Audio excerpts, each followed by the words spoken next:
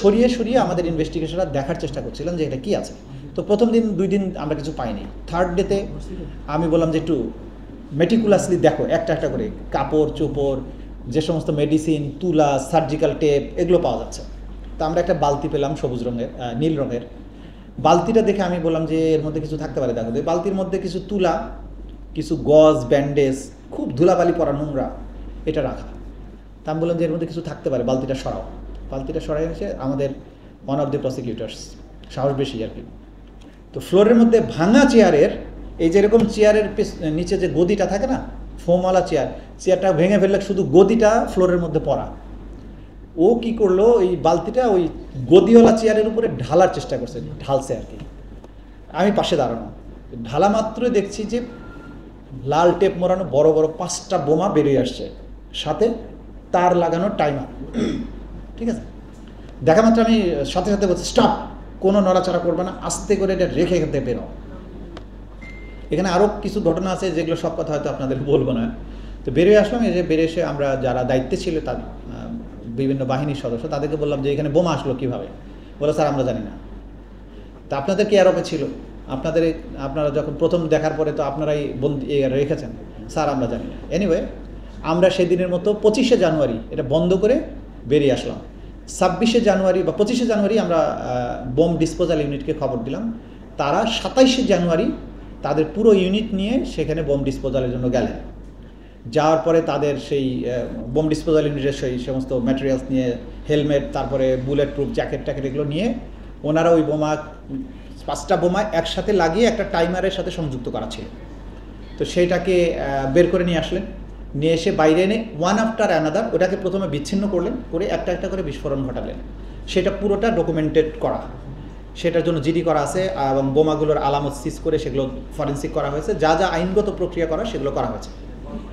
আমরা জিজ্ঞাসা করলাম যে এই যে বোমাটা ছিল এটার পাওয়ার কেমন। তো ওনারা বললেন যে একসাথে যেহেতু ছিল, এটা যদি একসাথে এক্সপ্লোডেড হতো তাহলে পুরো বিল্ডিংটা উড়ে যেত।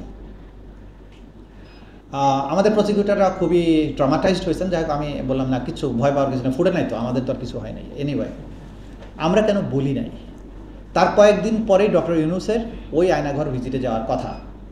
এখন এই বোমার কাহিনী যদি আমরা বলি তো ওরা নিরাপত্তার অজুহাত দেখিয়ে ওনাকে আর এখানে নেবে না, কিন্তু ওই সেন্টার ভিজিট করানোটা অসম্ভব গুরুত্বপূর্ণ ছিল। আমরা চেপে গেলাম, ওদেরকে বললাম বোম ডিসপোজাল হয়েছে, থাক এই পর্যন্ত থাক। এরপরে যেটা ছিল ওই জায়গায় আরেকটা, ওই বিল্ডিংয়ের বাকি অংশে একটা অস্ত্রাগার ছিল।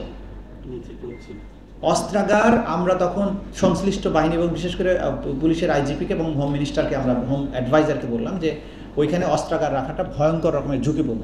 একটা বোমা পেয়েছি, আরও যদি বোমা থাকে তাহলে একটা যদি বিস্ফোরিত হয়, অস্ত্রাগার সহ যখন উড়ে যাবে তখন ওই এলাকারই কোনো চিহ্ন থাকবে না। আপনি দ্রুত অস্ত্রাগার এখান থেকে শিফট করার ব্যবস্থা করেন। তো পরবর্তী 2 দিনের মধ্যে ওনারা অস্ত্রাগারটা শিফট করেন। এরপরে পুরো এলাকা মাইন সুইপার বলে, সুইপার দিয়ে সুইপ করা হয় মেশিন দিয়ে। করার পরে যখন নিরাপদ করা হয় তারপরে প্রধান উপদেষ্টা সফরে যান।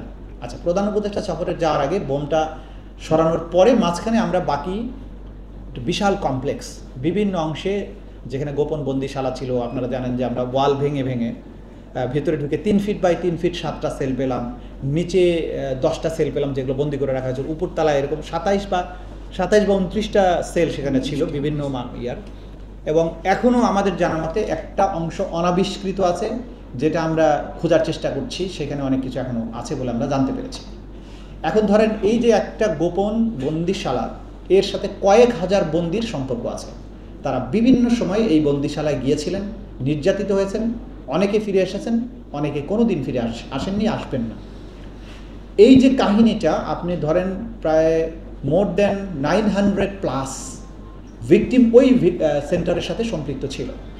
এখন আমাকে এই মামলার যদি তদন্ত করতে হয়, আপনি হিসাব করেন কতদিন সময় লাগে। তো এই কাজগুলো আমরা করেছি। এটা ছিল বোমের পিছনের ইতিহাস। আমরা একটা হাইলাইট করি নাই, কারণ আমরা যদি এগুলোকে হাইলাইট করি তাহলে তদন্ত কার্য বিঘ্নিত হবে, অনেকটা বলবে আমরা আতঙ্কিত হয়ে গেছি, আবার বাহিনীগুলোর উপরে আদারওয়াইজ প্রেশার না পড়ুক। আমরা দেশকে তো স্টেবল রাখাও আমাদের কাজ, সে কারণে আমরা যা করার আইনগতভাবে সেটা করেছি। আমরা কোনো তদন্ত কাজও থেমে থাকিনি, ভয়ভীতিও হয়নি, আমরা আমাদের মতো কাজ করেছি। এগুলো যেহেতু সোশ্যাল মিডিয়াতে পাবলিশ করলে বা আপনাদেরকে দিলে এইটার লোকেশন, এইটার অবস্থান সব কিছু প্রকাশিত হয়ে গেলে এটার নিরাপত্তা, ক্রাইম সিনের নিরাপত্তা এগুলো বিঘ্নিত হওয়ার আশঙ্কা আছে, সেই কারণে আমরা এটা পাবলিক করছি না।